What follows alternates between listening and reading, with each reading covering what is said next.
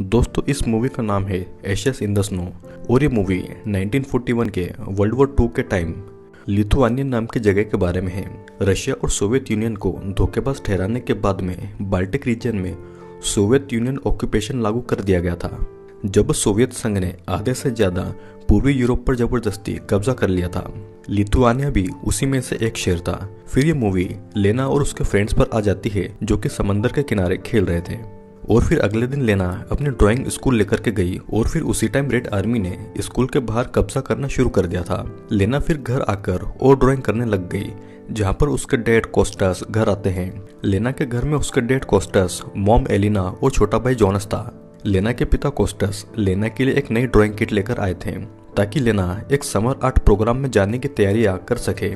लेकिन लेना को ऐसा लगता था कि वो इतनी अच्छी ड्राइंग नहीं बना पाती कि वो उसे दिखाने के लिए स्कूल में ले जाए। लेकिन कोस्टस को अपनी बेटी पर पूरा भरोसा था और वो ये कहता है कि वो नहीं जानता कि कॉनोस जो कि ये प्रोग्राम ऑर्गेनाइज करवा रहा था उसके पास लेना को मरने का क्या कारण होगा। फिर सभी खाना खाने आते हैं, जहाँ पर जोनस ने लिथुआनिया की हालत के बारे में सबको अपनी चिंताएं बताना शुरू की क्योंकि रशिया उन पर कब्जा करने जा रहा था। सब इससे घबराने लगे तो कोस्टस ने घर में इस बारे में बात करने से मना कर दिया। और रात में एलिना कोस्टस से नाराज थी क्योंकि कोस्टस को अपने परिवार से ज्यादा शहर का ध्यान रखने की चिंता थी।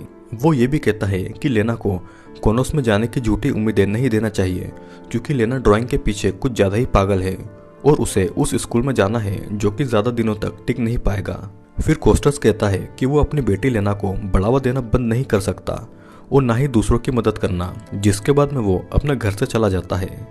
फिर अगले दिन लेना जब घर से बाहर आती है तो देखती है कि रशियन सोल्जर्स रास्ते से लोगों को पकड़ कर ले जा रहे थे। फिर लेना अपने घर पर आती है जहाँ पर कॉनोस से उसके लिए एक चिट्ठी आई हुई थी, जिसे देखने के बाद में लेना बहुत खुश थी। लेकिन उस चिट्ठी को खोलने के लिए उससे अपने डैड के घर आने तक का इंतजार करना था। लेकिन इस दिन कोस्टस अपने घर नहीं आता और फिर उसी रात लेना, उसके परिवार और आसपास के सभी लोगों को रशियन सोल्जर्स एनकेवीडी ने गिरफ्तार कर लिया और ट्रक्स में बिठाकर सभी को एक अनजानी जगह ले गए। एलिना ने बाकी लोगों को कोस्टस के बारे में पूछने की कोशिश की, लेकिन कोई कुछ नहीं जानता था और सभी को डर लग रहा था कि अब उन्हें यहाँ से कहीं पर ले जाकर मार दिया जाएगा। फिर सभी एक रेलवे स्टेशन पर आते हैं और सबको जबरदस्ती एक ट्रेन में बिठाया जाता है। जोनस को सोल्जर दूसरे डब्बे में बैठा रहे थे जहाँ पर सिर्फ लड़के थे, लेकिन एलेना ने एक सोल्जर केटजी को रिश्वत दी और जोनस को अपने साथ में अपने डब्बे में बिठा लिया। लोगों से भरे हुए इस डब्बे में लेना की मुलाकात ओना से होती है, जिसका बच्चा लगातार रो रहा था और वो चुप होने का नाम ही नहीं ले रहा था। फिर ट्रेन के चलने के कुछ देर के बाद में लेना के डब्बे में सोल्जर्स ने एंड्रियास नाम के एक लड़के को भी भेज दिया और लेना ने रात में एंड्रियास से अपने डैड को ढूंढने के लिए मदद मांगी, लेकिन एंड्रियास ने उसे ऐसा करने से मना कर दिया। फिर अगली सुबह सभी सोल्जर्स को अपनी अपनी जगह की ड्यूटीज बताते हुए कमांडर कामारोव ने बताया कि क्रेडजी यहाँ सबसे छोटा है, जिससे कि बाकी सभी लोगों को उसे यहाँ पर परेशान करने को मिल जाएगा। और यहाँ अंदर ट्रेन में लेना अपने परिवार के साथ बिताई हुई छुट्टियों के बारे में सोचने लग जाती है जब वे सभी पलंगा के बीच पर गए थे, इन सभी हालातों से अलग जिनमें वो अभी फंसी हुई है। फिर अगले सीन में लेना एंड्रियास और डब्बे के बाकी लोगों की ड्राइंग बना रही थी, जो कि एक आदमी ने देखा और उसने लेना को यहाँ पर हो रही सभी चीजों की ड्राइंग बनाते रहने के लिए कहा। फिर कुछ देर के बाद में सभी ये देखते हैं कि ओना के बच्चे की मौत हो गई थी, जिसके बाद में ट्रेन अपने अगले स्टेशन पर रुकती है जहाँ पर एलेना ने क्रेडजी से ओना के बच्चे को दफनाने को बोला, लेकिन क्रेडजी ने उसकी बात मानने से मना कर दिया और इसके बावजूद कुछ देर के बाद में उसे उसके सीनियर्स परेशान करने आ गए। अब एलेना के पास में कोई दूसरा रास्ता नहीं था और उसने ओना के बच्चे को लेकर ट्रेन से बाहर गिरा दिया ताकि ओना उसके मरे हुए बच्चे को लेकर ना बैठी रहे। फिर रात में एंड्रियास ने जोनस को जूरिट की कहानी सुनाई, जो कि समुद्र की रानी थी। जूरी एक जवान मछुआरे कैसिडिस के प्यार में पड़ गई थी और दोनों खुशी खुशी रहने लगे थे। लेकिन एक परक्यूनस नाम के तूफान के देवता ने उनका हीरो का महल गुस्से के कारण जला दिया क्योंकि उसे पता चला कि कैसिडिस अमर नहीं है। जिसके बाद में एंड्रियास ने जोनस को एक कांच का जैसा टुकड़ा दिया और ये कहा कि ये उसी महल का टुकड़ा है। वो ये भी कहता है कि जिसके पास भी ये होगा वो हमेशा खुश रहेगा। फिर जैसे तैसे 6 हफ्ते बीत जाते हैं। फिर ट्रेन अल्टाई गुलक पर आती है। अपने बच्चे की मौत के कारण ओना अभी भी बहुत दुखी थी और वो पागलों जैसे बर्ताव कर रही थी। और फिर उसके पागलों जैसे बर्ताव से कमांडर कारानो की नजर उस पर पड़ी, जिससे कि उसने सभी के सामने ओना को शूट करके मार डाला। फिर वहां के सोल्जर्स ने सभी को एक साथ नहाने के लिए कहा, जहां पर एक सोल्जर जवान लेना का फायदा उठाने के लिए आ गया, लेकिन क्रेटजी ने आकर उसे रोक दिया। जिसके बाद में कमांडर कामारोव ने सभी को अपने ऑफिस बुलाया और ये बताया कि वे सभी राजद्रोही है और इसीलिए उन्हें गिरफ्तार करके जिंदगी भर मजदूरी करने की सजा दी जा रही है। उन्हें गुलग नाम की एक जगह में रहकर खेती करनी होगी, लेकिन अगर सभी लोगों ने पेपर्स पर साइन करके ये मान लिया कि वे सभी राजद्रोही हैं तो उनकी सजा कम हो जाएगी। जिसके बाद में एलेना ने आकर सभी को अपनी जगह पर खड़े रहने के लिए कहा, लेकिन फिर जब कमांडर ने अपने आदमियों को ये ऑर्डर दिए कि वो किसी भी लोगों को न ही सोने दे और न ही आराम करने दे, तो फिर सभी कैदियों ने आगे आकर पेपर्स पर साइन कर दिए और फिर साइन करने के बाद में सभी कैदियों को एक बहुत ही गंदी जगह पर रहने के लिए भेज दिया। लेना और एलेना को खेत में आलू उगाने का काम दिया, जिसके बाद में उन्हें पता चला कि एंड्रियास को गिरफ्तार करके मारा जा रहा है क्योंकि उसने खाना चुराया था। एलेना क्रेटजी से एंड्रियास के बारे में और खबर लेने आती है, लेकिन क्रेटजी अपने साथियों के साथ बैठा हुआ था तो उसने एलेना की बेइज्जती करके उसे वहां से भगा दिया क्योंकि वो अपने साथियों के सामने कैदियों के साथ में दोस्ती करते हुए नहीं देखा जाना चाहता था। और फिर हम देखते हैं कि कुछ देर के बाद में एंड्रियास को छोड़ दिया गया। अगले सीन में क्रेटजी एलेना को कामारोव के ऑफिस लेकर आता है और उसका इंतजार करते टाइम क्रेटजी ये बताता है कि एलेना की ही तरह वो यहाँ पर अपनी मर्जी से नहीं आया है और फिर उसे एक और राशन टिकट दे दिया।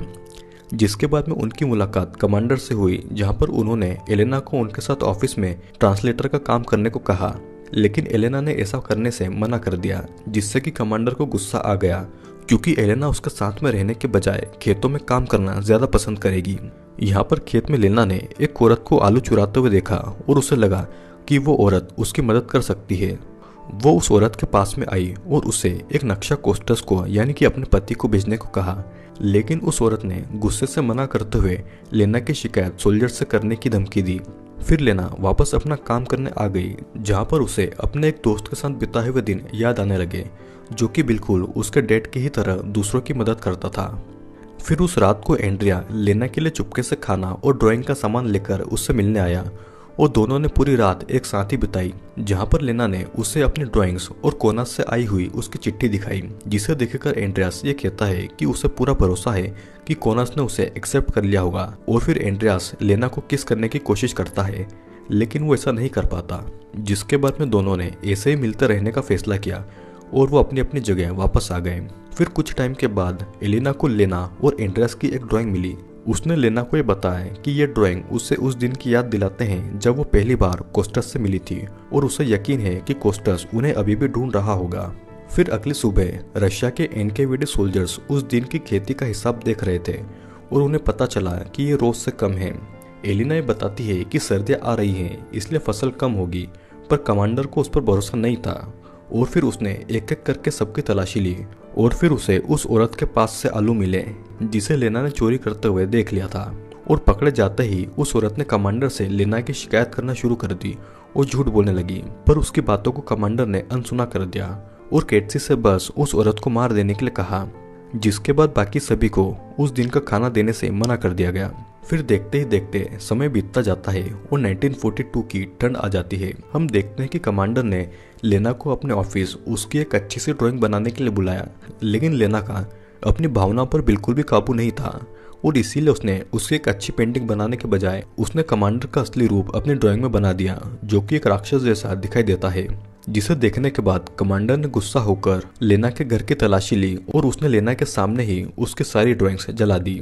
अब धीरे धीरे समय बीतता है और क्रिसमस का दिन आ गया था और जोनस ने लेना को आग में जलने से बची हुई उसकी डेट की फोटो दे दी और हम देखते हैं कि एनकेवीडी के सोल्जर्स अभी भी क्रेटसी को परेशान करते थे, तो इसीलिए उसने उस रात खाने के टाइम उसने सभी से लड़ाई कर ली और वहां से चला गया। एंड्रियास लेना और बाकी सभी कैदियों के साथ उनकी क्रिसमस पार्टी में शामिल होने आ गया, जो खुद उसे अच्छे से मनाने की पूरी कोशिश कर रहे थे।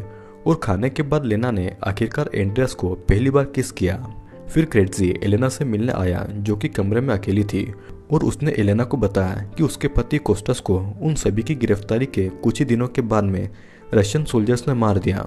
अब हम देखते हैं कि क्रेटजी को एलेना पसंद थी, तो उसने मौके का फायदा उठाया और वो एलेना के साथ इंटीमेट होने आ गया, लेकिन एलेना ने उसे ऐसा करने से मना कर दिया, जिससे कि क्रेटजी उसके साथ में जबरदस्ती सेक्स करने लग गया। जिस पर एलेना ने उससे ये कहा कि वो उसकी बॉडी के साथ में कुछ भी कर सकता है, लेकिन उसे कभी नहीं पा सकता। और इस बात से शर्मिंदा होकर वो एलेना को छोड़कर वहाँ से चला गया। जिसके बाद में एलेना अपने पति कोस्टेस की मौत पर रोने लगी थी। फिर बाहर आते ही क्रेटजी को फिर से उसके सीनियर्स ने परेशान करना शुरू कर दिया, जिससे कि गुस्सा होकर क्रेटजी ने एक सोल्जर का बहुत मारा।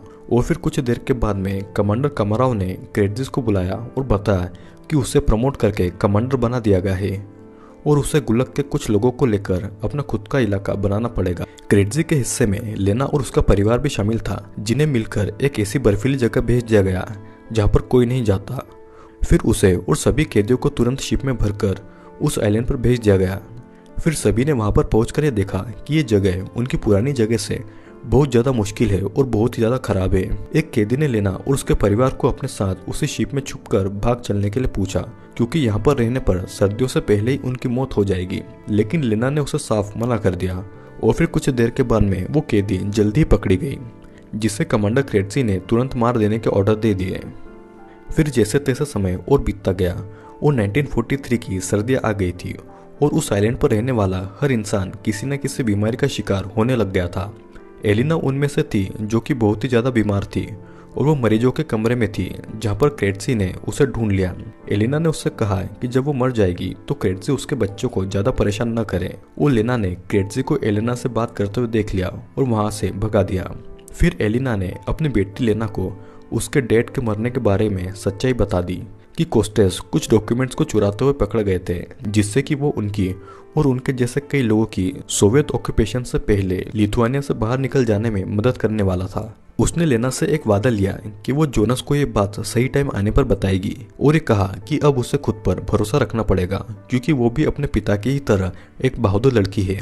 फिर हमें देखते हैं कि लेना कोनोस की चिट्ठी, जो कि उसने अपने पिता के सामने खोलनी चाहिए थी, एलिना और जोनस के सामने खोली और देखकर खुश हो गई। लेकिन ये खुशी ज्यादा देर तक नहीं रह पाई, क्योंकि एलिना की मौत हो गई थी और लेना की खुशी अब गम में बदल गई थी। और फिर गुस्से में लेना वहां से बाहर आई और कमांडर क्रेटजी के ऑफिस में आकर और वो उसे सभी को फिर से गुलाग जैसी जगह पर ले जाने को कहने लगी। फिर क्रेटजी लेना को भी उसका रेप करने की धमकी देता है, जैसा कि उसने उसकी माँ के साथ किया था। पर इतने में लेना उसे उसकी माँ की मौत के बारे में बता देती है, जिसे सुनकर क्रेटजी ने उसे छोड़ दिया था। जिसके बाद में लेना ने उसके टेबल पर उसकी ही एक ड्राइंग रख दी और ये ड्राइंग बहुत ही अच्छी थी, जिस पर लेना ये कहती है कि उसे अभी भी क्रेटजी में एक अच्छा इंसान दिखाई देता है, न कि कोई राक्षस। फिर हम ये देखते हैं कि एलिना के दोनों बच्चे मिलकर अपनी माँ को दफनाने चले गए थे और यहाँ पर कमांडर क्रेटजी ने बच्चों की आज़ादी के लिए एक लेटर लिखकर सुसाइड कर लिया। और फिर आखिर में लेना और जोनस समंदर के किनारे एक नाव में बैठने आए, जहाँ पर लेना उस दिन को याद करने लग गई जब उसने बीच पर बिताया था। और इसी के साथ में ये मूवी यहीं पर एंड हो जाती है। दोस्तों, ये एक छोटे से परिवार की कहानी है जिसे रशिया की आर्मी ने वर्ल्ड वॉर 2 के बाद में एक ऐसी जगह पर भेज दिया जहाँ की हालत बहुत ही ज़्यादा खस्ता थी। ये परिवार जैसे तैसे अपना जीवन बिता रहा था और एलिना का हस्बैंड एक बहुत ही अच्छा इंसान था। वो अपने परिवार और आसपास के बाकी लोगों को इस जगह से ले जाना चाहता था, लेकिन उससे पहले ही एलिना की फैमिली को रशियन आर्मी ने पकड़ लिया और एलिना के हस्बैंड को मार डाला। आई होप दोस्तों आपको ये वीडियो ज़रूर पसंद आया होगा। वीडियो अगर पसंद आया हो तो लाइक और कमेंट करें, और अगर आप इस चैनल पर नए हैं तो चैनल को सब्सक्राइब करके बेल नोटिफिकेशन ज़रूर ऑन कर लीजिएगा।